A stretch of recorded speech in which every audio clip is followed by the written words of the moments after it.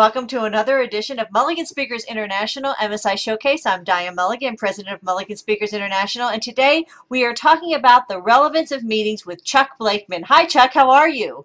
I'm doing well, Diane. Good afternoon. It's great to be with you. It's great to see you. Tell me a little bit about you.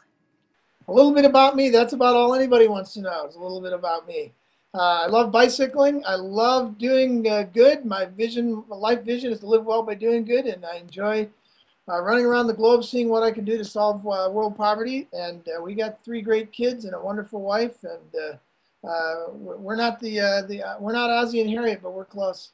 I love that about you. That's fantastic. You know, the other day we were at a coffee shop and we were talking about meetings, and you had some really interesting new philosophies, and I thought it would be great for the meeting planners that watch this to hear a little bit more about your thoughts. So the first thing we talked about was living locally in a global world. Can you tell me more about that?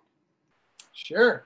I think the industrial age gave us a really great bunch of toys and a really bad business culture. And the good news is we've had 10,000 years without that, and we're getting back to it. And the irony is that the internet and other things that have caused us to be able to be so global are actually going to allow us to be much more local. People are coming back local. We're made to live locally, and we want to touch and feel and live in community and be friends to one another. And I think that is probably one of the biggest things that people are learning today, is that they have to figure out how to get back in touch with people in a relational way and live locally. And isn't that true that the audiences are changing because that relationship is so important, but they're also changing in how they look at work and play. Tell me a little bit about your thoughts on how those two maybe aren't so separated as they used to be. Yeah, well, my third book is the 12 Diseases of the Industrial Age, or Retirement is a Bankrupt Industrial Age Idea. We're not sure which yet.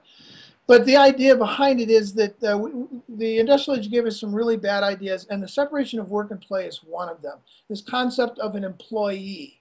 And when I say employee, I use it in the worst possible sense. The industrial age wanted somebody to come to work and leave most of them at home, because most of them is inconvenient. The only convenient part is the part that actually pushes and pulls on the machine. We just want you to bring that piece to work. Leave the rest of the icky stuff at home. And we're suggesting that people who are going to create wonderful organizations and companies that are going to be the organizations of the future are going to be the ones that figure out how to help people actually recapture time, not just money. We say time is the new money. Money was the money of the industrial age, but time is the new money in the new age. And work and play are not going to be so separated anymore.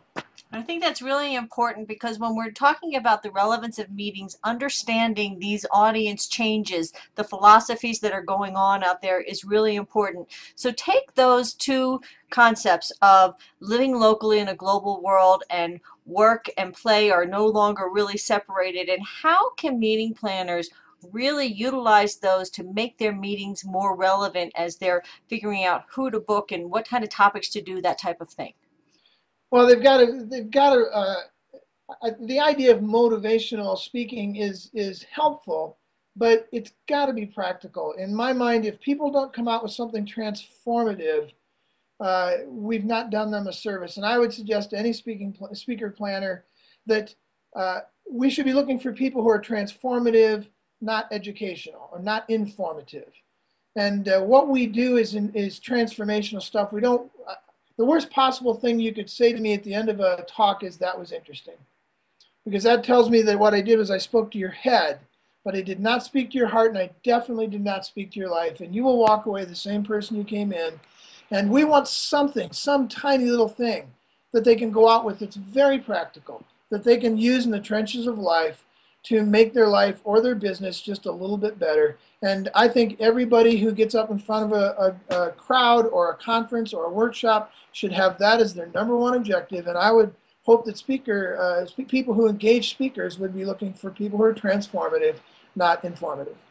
I agree with you. In fact, I couldn't agree with you more. I think that transformation is so important, and that the people that leave actually have something that they can do, something concrete, as well as really understanding some additional information from the expert speaker. They also have had to have a good time while the presentation was going on, don't you think? got to be able to laugh. If you can't laugh, it's not going to work. If you can't be personal, human, transparent, authentic, and be someone that people can laugh with, it's a problem. I write my blogs, for instance, at the 5th grade level, and we don't use long words, and we use a lot of plain language. In fact, my first book was written that way. I got a lot of flack from all the academics because my book wasn't fancy.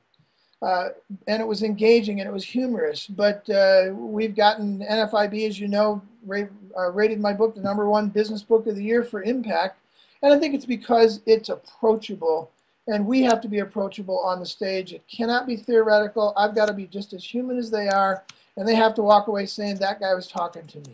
Absolutely. Absolutely. That's why I love working with you. Well, thank you so much. I appreciate us having this conversation today. And to all of the meeting planners that are watching us, I hope you'll watch again for our next edition of Mulligan Speakers International MSI Showcase. We really do have transformative speakers that are really going to give your audience those nuggets, those skills that are going to make their lives better. Thanks so much. Bye-bye.